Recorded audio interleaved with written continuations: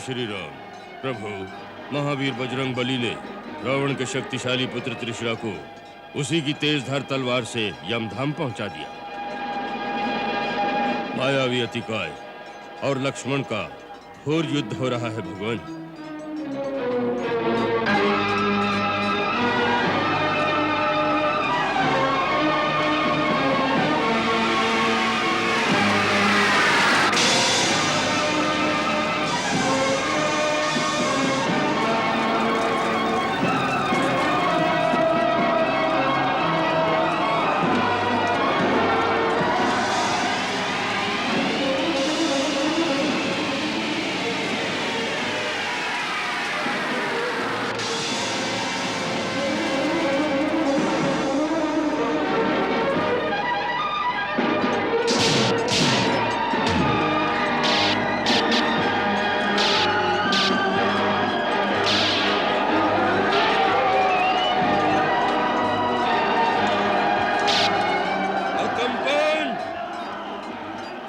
दंडक वन से तू प्राण बचाकर भाग आया था। उस समय श्री राम प्रभु दयालु थे, परंतु आज तू सुग्रीव के हाथों नहीं बच सकता। हर हर महादेव।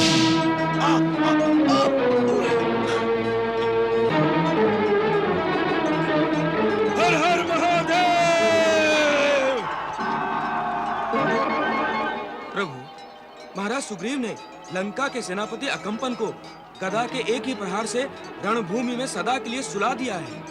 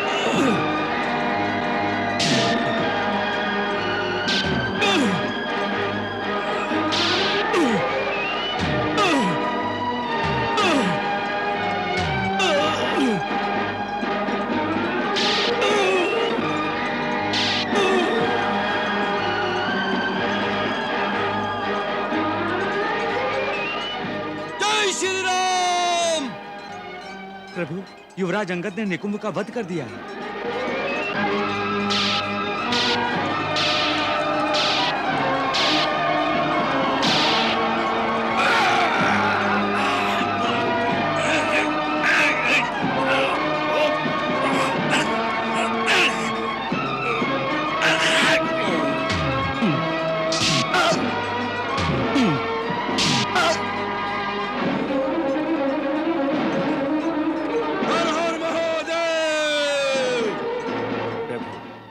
महाराज सुग्रीव ने महाबली कुंभ को धराशायी कर दिया है।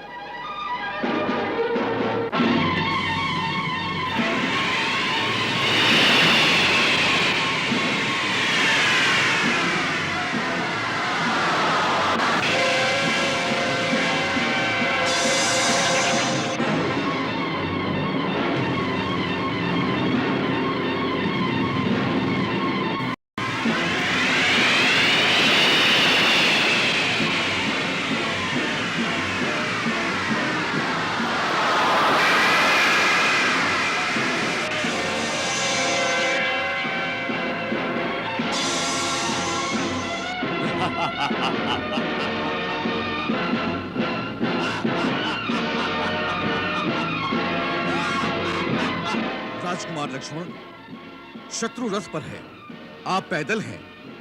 ये बराबरी का युद्ध नहीं। आप मेरे कंधे पर बैठकर युद्ध करें। नहीं हनुमान जी, लक्ष्मण के लिए ये सारी पृथ्वी एक रथ के समान है। आप चिंता न करें।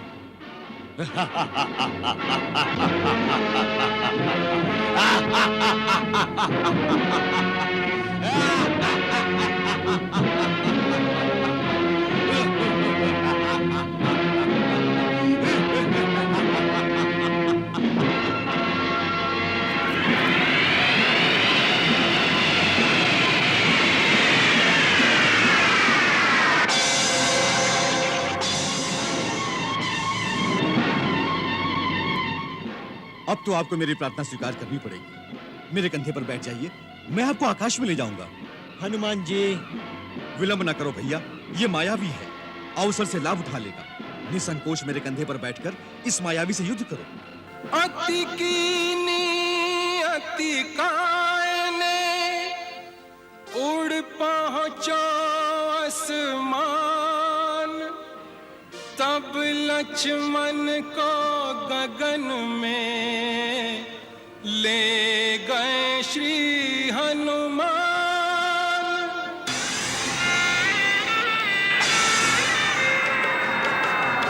लक्ष्मण के तीर पे तीर चले, नहीं हो तो प्रभाव प्रहारन को, नहीं हो तो प्रभाव प्रहारन को।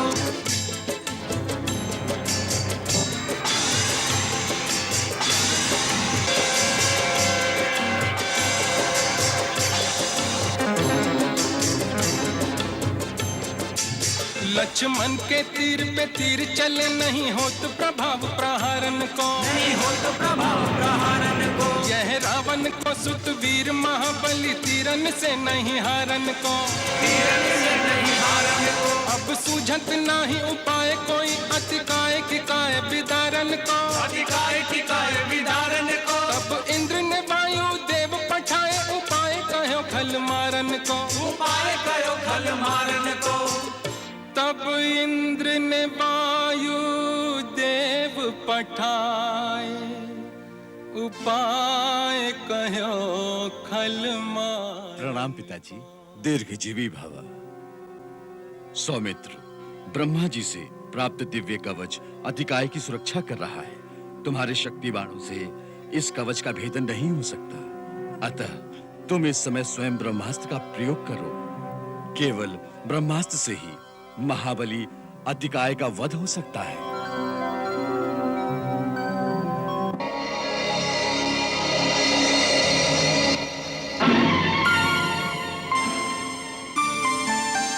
ब्रह्मास्त्र किया संधान,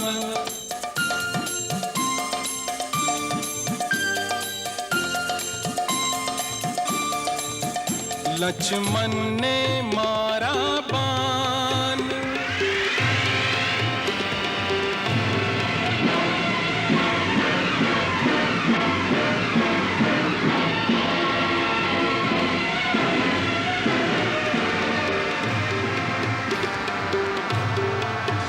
रथ सहित धरा पर आए गिरा,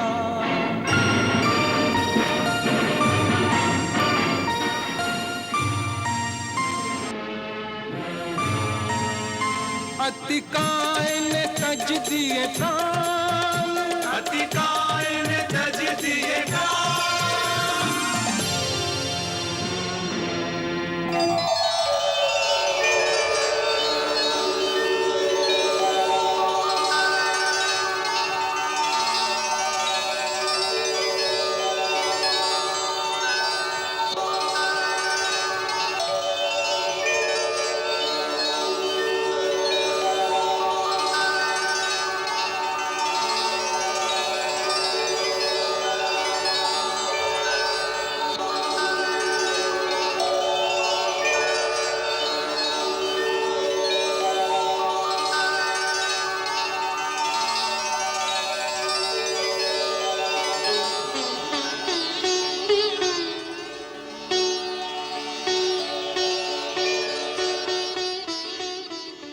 दीर्घजीवी हो, यशस्वी हो। महाराज विभीषण, आप वृथा ही चिंता कर रहे थे। आपने मेरे लक्ष्मण का शौर्य और पराक्रम देखा? भैया, इसमें मेरा कुछ भी नहीं, यह आपके आशीर्वाद का प्रताप है। आप ये जानते हैं, फिर भी मेरा उत्साह बढ़ाने के लिए आप मेरी प्रशंसा कर रहे हैं। नहीं लक्ष्मण भैया, अतिकाय का वध करना इतना सहल नहीं था। यह कार्य तुम जैसे यति और पराक्रमी के द्वारा ही संभव हो सकता था, परंतु आगे चलकर और भी कठिन परीक्षा का समय आएगा। हम कड़ी से कड़ी परीक्षा से नहीं डरते विभीषण जी। आज युद्ध भूमि में रावण के 4 पुत्र और बड़े बड़े महाबली सेना नायकों के शव धूल में पड़े हैं। आज रावण के पास मेघनाथ के सिवा कोई शक्तिशाली योद्धा नहीं रहा। इससे भी आप भैया की शक्ति का अनुमान नहीं लगा सकते? होता है, पूरा अनुमान होता है। यह दृश्य तो दारुण है ही, परंतु मैं उस दृश्य की कल्पना कर रहा हूं भगवान, जब सारी लंका एक महान श्मशान की भांति मृत शरीरों से भरी हुई होगी और उन पर रोने वाला भी कोई नहीं होगा। प्रभु, युद्ध का परिणाम कितना भयानक होता है। लड़ने वालों के साथ उनकी संस्कृतियों का भी विनाश हो जाता है। हाँ महाराज विभीषण, ये एक बहुत बड़ी विडंबना है कि सदैव धर्म की शक्तियों को अधर्म की शक्तियों के विरुद्ध शांति की स्थापना के लिए युद्ध करना पड़ता है। सत्य तो यह है कि मानव का सबसे बड़ा शत्रु स्वयं युद्ध है। मानव संस्कृति की पूर्ण विजय तब होगी जब संसार में सत्य और न्याय की विजय के लिए मानव को युद्ध की आवश्यकता ही नहीं होगी। विधवा हुई सुहागिने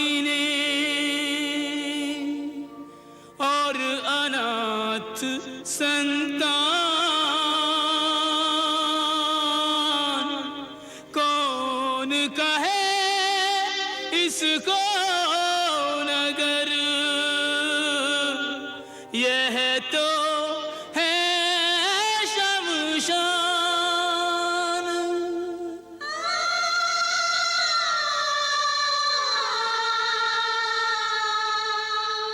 देश लुटा, संस्कृति लुटी, मिटे जाति परिवार, उन सब का आहत हृदय रो रो करे पुकार।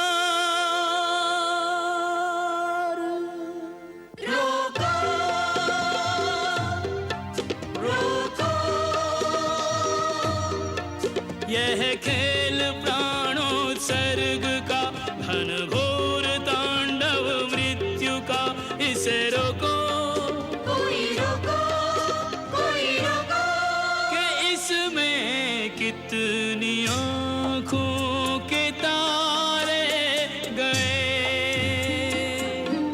कितने प्राणों के प्यारे गए। व्यक्तिगत शत्रुता के लिए कितने निर्दोष मारे गए, कितने निर्दोष मारे गए।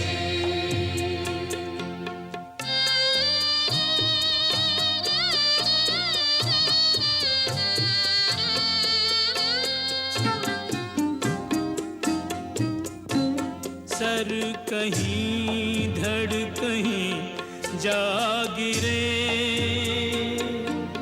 मिट गई जिनकी पहचान तक, कैसे अब इनकी अंत्येष्टि हो,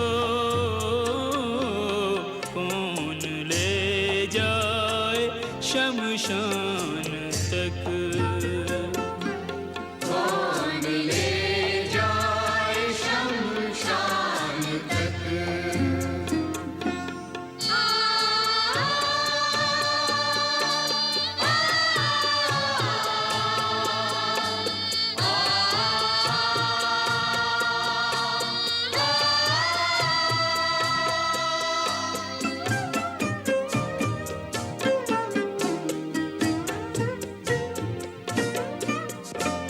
हंसता गाता था जीवन जान, मृत्यु ही मृत्यु